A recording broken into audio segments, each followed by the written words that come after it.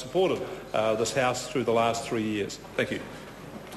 Ko Rauhui Kātanei. Thank you, Mr Speaker. I'm really pleased to stand to speak on this Sleepover Wages Settlement Bill this afternoon. This afternoon in the House has been a game of two halves. The first half was legislation that we were appalled was passed under urgency, lacking due consideration it requires for the public to engage and understand the full implications of the bill. But the second half, this bill is a completely different story. This bill signals the successful resolution of a long-standing claim concerning about 5,700 of the country's lowest paid workers.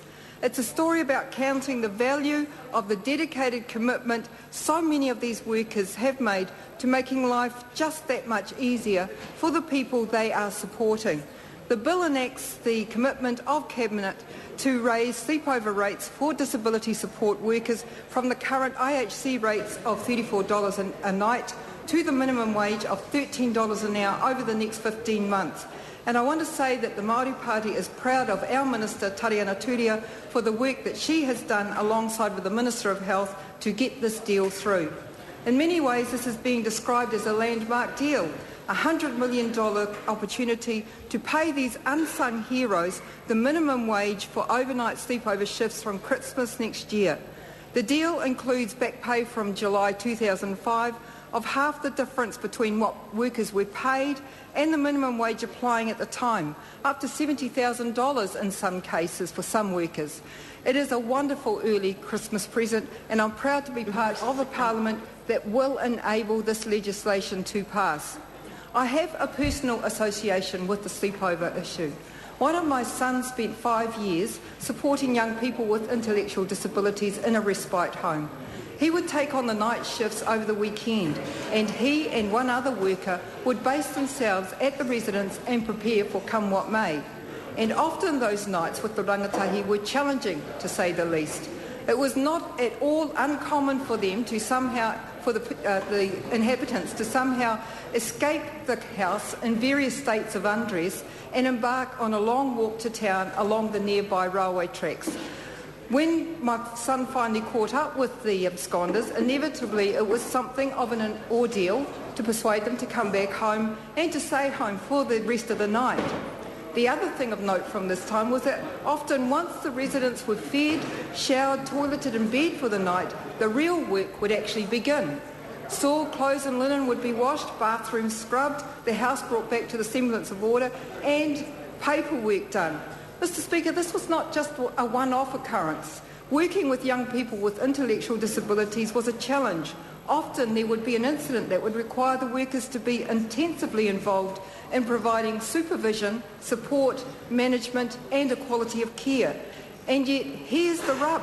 Between the hours of 10 p.m. and 7 a.m, my son and his co-workers would receive the princely sum of about $34 as the sleepover rate. That equates to about $3.80 an hour, which is barely the price of a bottle of milk. Such a pitiful payment fails to reflect the importance of there being appropriate and responsible care available for some of our most vulnerable citizens. It also fails to take into account that the work that is undertaken during the time when presumably one is meant to be asleep is arduous, back-breaking work. It is physical work. Workers were not allowed to leave the premises in that time. They were to stay on site and be available for any eventuality. It is not simply a matter of curling up on the bed for a good sleep and hoping that everyone else will do the same. Far from it. And frequently it requires a level of compassion, of understanding and sensitivity that will ensure appropriate and respectful care of the people they are responsible for looking after. As my son put it, it requires a heart. He also told me the management and the staff he worked with were wonderful people. They were committed, they were kind, they were dedicated to meeting the needs of those in the residence. But when it came down to it, $34 is a pittance for the work, the skill and the humanity required to exercise these roles. I wanted to tell this story today because sometimes I think we speak to legislation with generic terms like employer, employee, the health and disability sector and minimum wage, and we forget about the human dimension to this situation.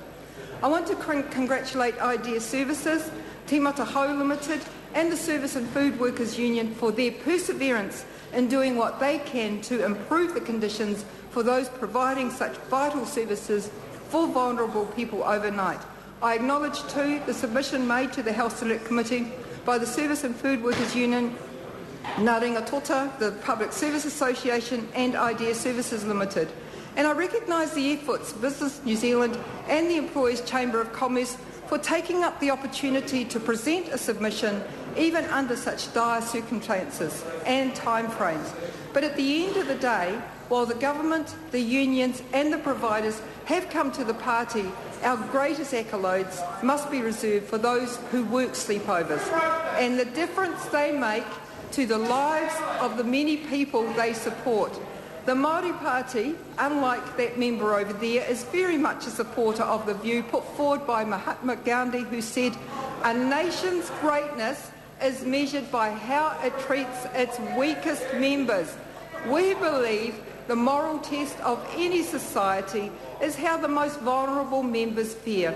And in this regard, we wholeheartedly endorse the Sleepover Wages Settlement Bill to provide certainty for employers, employees and the government to establish a sustainable pathway to improve the pay for thousands of employees who undertake this vital work, and most of all, to ensure continuity to care for those who will benefit the most from the impact of this legislation, the people who require the support of others to stay overnight. The question is that the motion be agreed to. Those of that opinion will say aye. Contrary opinion, no. The ayes have it. Sleepover Wages Settlement Bill, third reading. The Honourable Deputy Prime Minister. Mr Speaker, I move that this House do now adjourn until 25th of October 2000.